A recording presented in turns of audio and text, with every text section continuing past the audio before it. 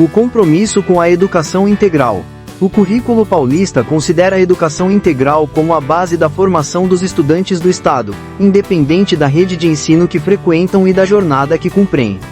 Dessa maneira, afirma o compromisso com o desenvolvimento dos estudantes em suas dimensões intelectual, física, social, socioemocional e cultural, elencando as competências e as habilidades essenciais para sua atuação na sociedade contemporânea e seus cenários complexos, multifacetados e incertos. Viver, aprender e se relacionar nesse novo contexto tem exigido, cada vez mais, maior autonomia e mobilização de competências dos sujeitos para acessar, selecionar e construir pontos de vista frente ao volume substancial de informações e conhecimentos disponíveis, para buscar soluções criativas e fazer escolhas coerentes com seus projetos de vida e com o impacto dessas escolhas. Escolas que integram o sistema estadual de ensino, as atividades desenvolvidas com os estudantes, dentro e fora do espaço escolar, devem convergir para que todos possam desenvolver as competências gerais explicitadas nas competências gerais da BNCC, reiteradas pelo Currículo Paulista. Essas competências gerais contemplam integradamente conceitos, procedimentos, atitudes e valores, desenvolvimento de competências socioemocionais. Em tempos de rápidas mudanças, a escola vem se fortalecendo como espaço privilegiado para a experiência do autoconhecimento, da construção identitária de projetos de vida, para a autoria, a crítica e a criatividade na produção de conhecimentos, para práticas participativas, colaborativas e corresponsáveis no âmbito local e planetário. Dessa maneira, o desenvolvimento da empatia, da colaboração e da responsabilidade supõe processos intencionais vivenciados nas interações, em que essas habilidades são mobilizadas simultaneamente aos processos cognitivos. De acordo com Mahoney, o motor, o afetivo, o cognitivo, a pessoa, estão integrados, cada um é parte constitutiva dos outros. Sua separação se faz necessária apenas para a descrição do processo. Uma das consequências dessa interpretação é de que qualquer atividade humana sempre interfere em todos eles. Qualquer atividade motora tem ressonâncias afetivas e cognitivas. Toda disposição afetiva tem ressonâncias motoras e cognitivas. Toda operação mental tem ressonâncias afetivas e motoras. E todas as ressonâncias têm impacto no quarto conjunto, a pessoa. É importante destacar que o desenvolvimento das competências socioemocionais não tem como escopo conformar subjetividades, isto é, não deve haver determinismo sobre o que o estudante deve se tornar, seu desenvolvimento está relacionado ao ato de aprender a ser. Quando se aprende a ser, é possível fazer escolhas entre querer ser, ou não, de uma determinada maneira, em uma dada situação. Esse querer advém da singularidade construída a partir das percepções gestadas no vivido, ainda que sob influência dos códigos culturais.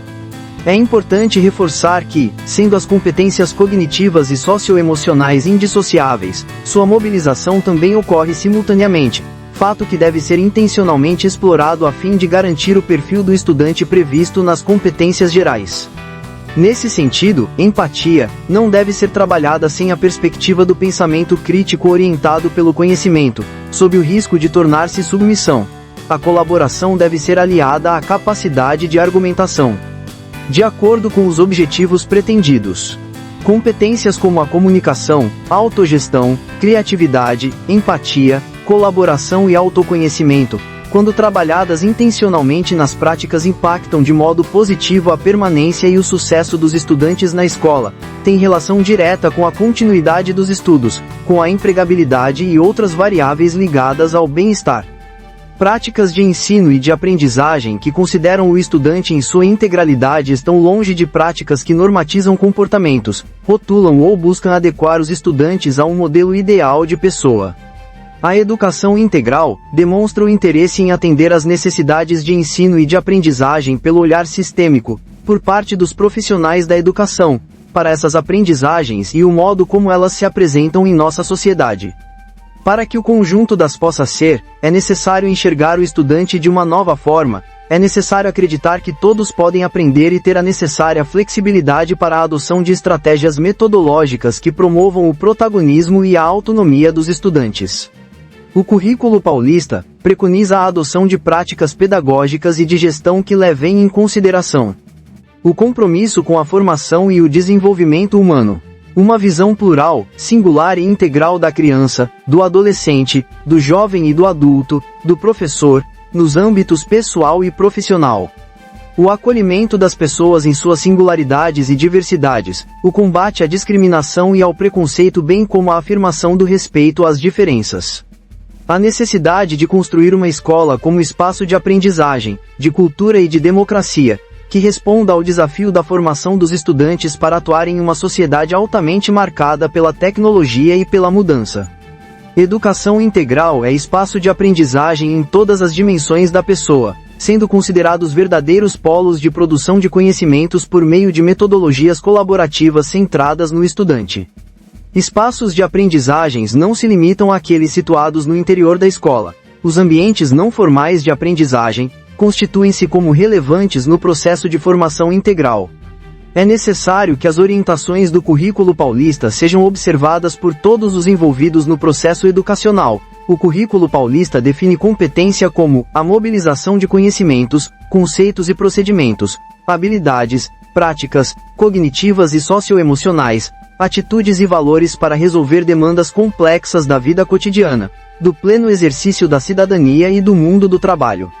O currículo indica claramente o que os estudantes devem saber, em termos de conhecimentos, habilidades, atitudes e valores, do que devem saber fazer, considerando a mobilização desses conhecimentos, habilidades, atitudes e valores para resolver demandas complexas da vida cotidiana, do pleno exercício da cidadania e do mundo do trabalho.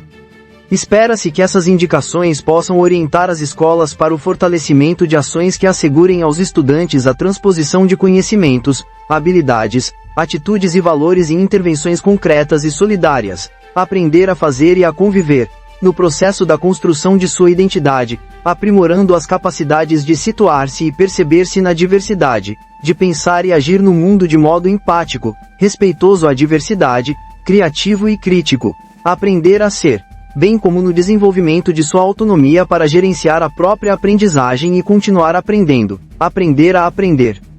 É necessário garantir que, ao final do ensino fundamental, o estudante paulista se constitua como cidadão autônomo, capaz de interagir de maneira crítica e solidária, de atuar de maneira consciente e eficaz nas ações que demandam análise criteriosa e na tomada de decisões que impactam o bem comum, de buscar e analisar criticamente diferentes informações e ter plena consciência de que a aprendizagem é demanda para a vida toda.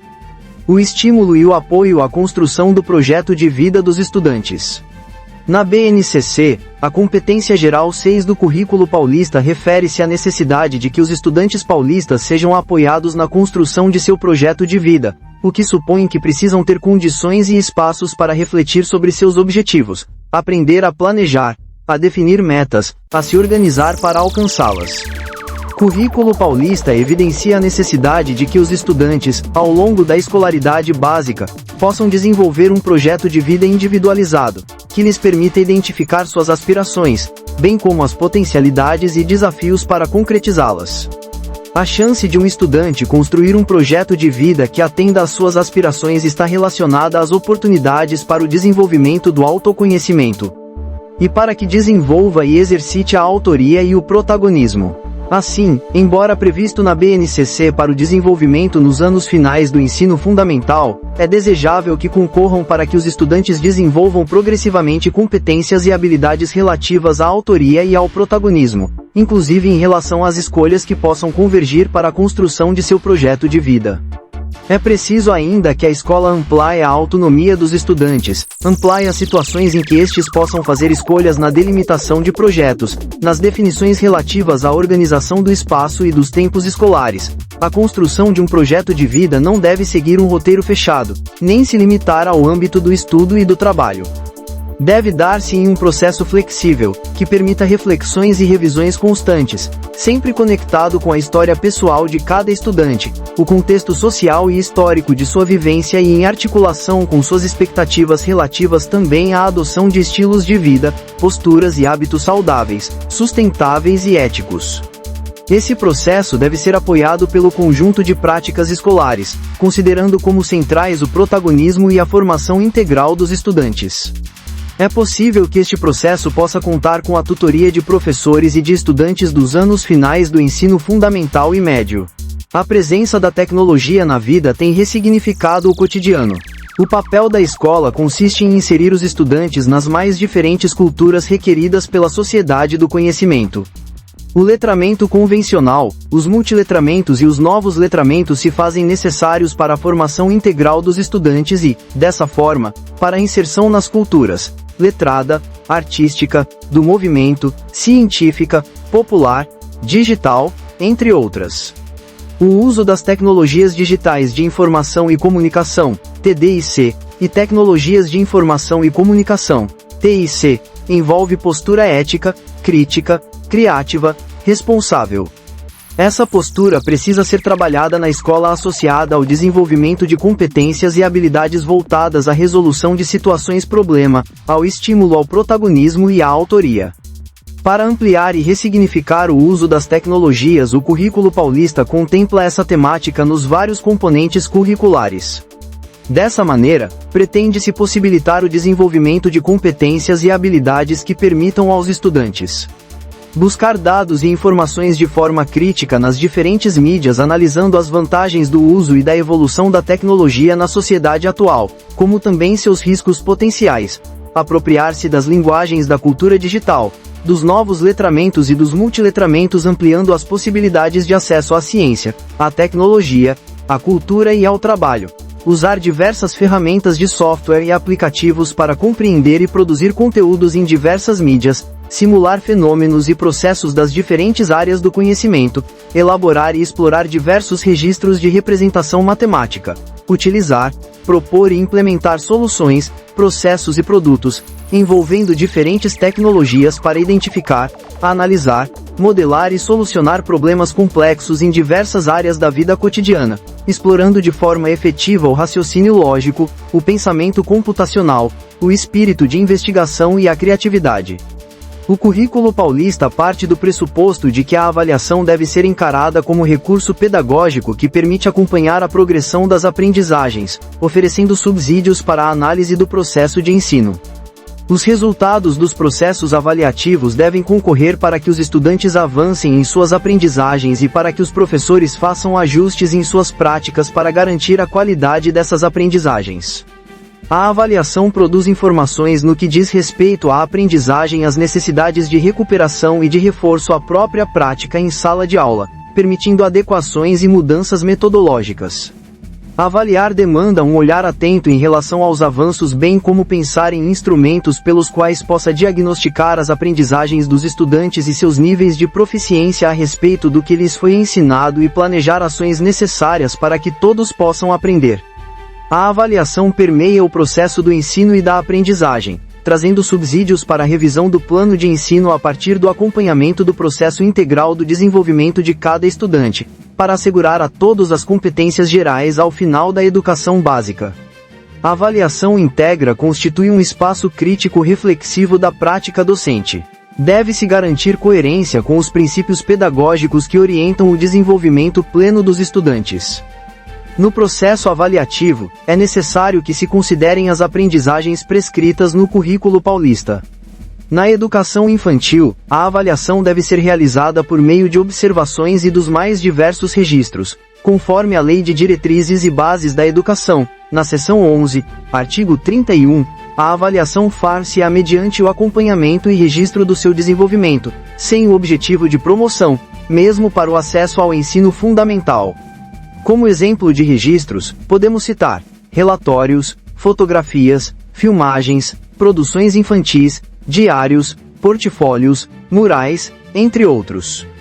No ensino fundamental, a avaliação pode ser realizada a partir da utilização de outras estratégias, como, por exemplo, da observação direta, dos exercícios, das provas, da realização de pesquisas, entre tantas outras. A avaliação deve, de fato, acompanhar, de forma processual, a aprendizagem do estudante e possibilitar a reflexão sobre as práticas planejadas pelos professores. A multiplicidade de estratégias e instrumentos de avaliação pode oferecer indicadores para a gestão pedagógica em sala de aula, como também para a gestão escolar e a elaboração de políticas públicas, permitindo o monitoramento e o acompanhamento das aprendizagens essenciais que estão sendo asseguradas a todos os estudantes paulistas.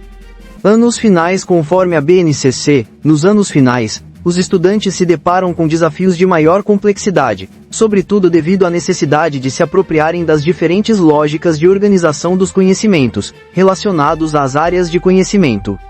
Portanto, é necessário, nos vários componentes curriculares, retomar, ampliar e ressignificar as aprendizagens do ensino fundamental.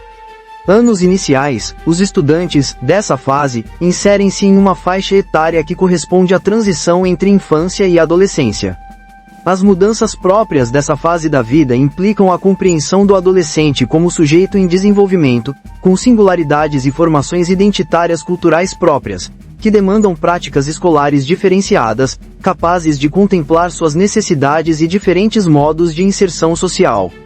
Conforme reconhecem as DCN, é frequente, nessa etapa, observar forte adesão aos padrões de comportamento dos jovens da mesma idade. Isso requer dos educadores maior disposição para entender e dialogar com as formas próprias de expressão das culturas juvenis. Nos anos finais do ensino fundamental, os estudantes precisam lidar com mudanças como a quantidade de professores que ministram aulas, a interação com diferentes professores especialistas em períodos curtos, a adaptação aos níveis de exigência distintos de cada professor, bem como a organização e didática das aulas, entre outras. Considerando todas essas mudanças, há que se ter o cuidado para que o processo de aprendizagem não seja fragilizado na transição dos anos iniciais para os finais, o que poderia culminar em obstáculos que comprometam a aprendizagem dos estudantes. Assim sendo, é necessário que os professores estabeleçam uma relação sensível e compromissada com os estudantes, em que as aulas representam oportunidades de desenvolver conhecimentos, valores e atitudes. Para tanto, é necessário mediar conflitos, ter abertura para uma escuta ativa, estimular o protagonismo e a autoria, para que os estudantes se percebam como co-criadores de suas aprendizagens, e reconheçam potencialidades e desafios na sua formação. Quando isto acontece, os professores conseguem identificar aqueles estudantes que enfrentam essas dificuldades, aproximando-se deles para entender o que se passa e apoiá-los na superação dessas dificuldades. Esses professores estão exercendo o papel de tutoria, contribuindo para que cada escola se constitua como ambiente de aprendizagem e de formação integral. É central a organização da escola para acolher, respeitar as singularidades dos estudantes.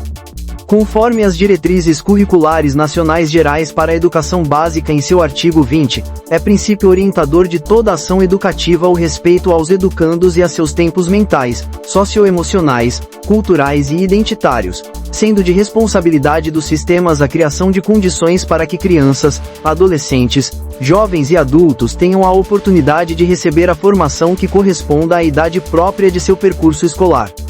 Nessa perspectiva é importante realizar ajustes nas novas rotinas de tempo, de espaços, de demandas e exigências presentes nos diversos componentes curriculares e na ação dos professores, o que pode favorecer o processo de transição e de acompanhamento dos estudantes em sua trajetória escolar. Nessa fase, os estudantes desenvolvem conceitos mais elaborados, conseguem organizar e sistematizar situações e relacionar aspectos diferentes da realidade, mas ainda precisam se referenciar no mundo concreto para realizar abstrações e imaginar situações nunca vivenciadas por eles. Desenvolvem maior autonomia intelectual, compreendem normas e se interessam pela vida social.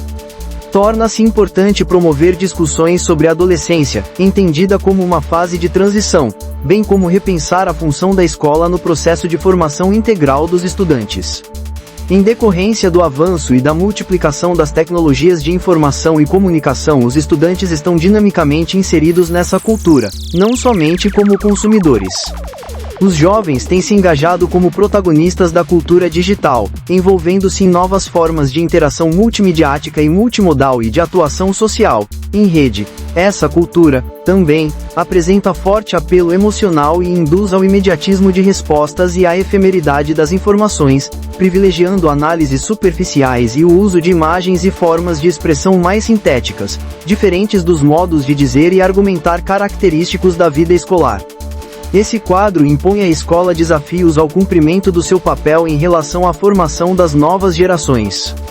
É importante que a instituição escolar preserve seu compromisso de estimular a reflexão e a análise aprofundada e contribua para o desenvolvimento, no estudante, de uma atitude crítica em relação ao conteúdo e à multiplicidade de ofertas midiáticas e digitais. É imprescindível que a escola compreenda e incorpore mais as novas linguagens e seus modos de funcionamento, desvendando possibilidades de comunicação, e também de manipulação, e que eduque para usos mais democráticos das tecnologias e para uma participação mais consciente na cultura digital.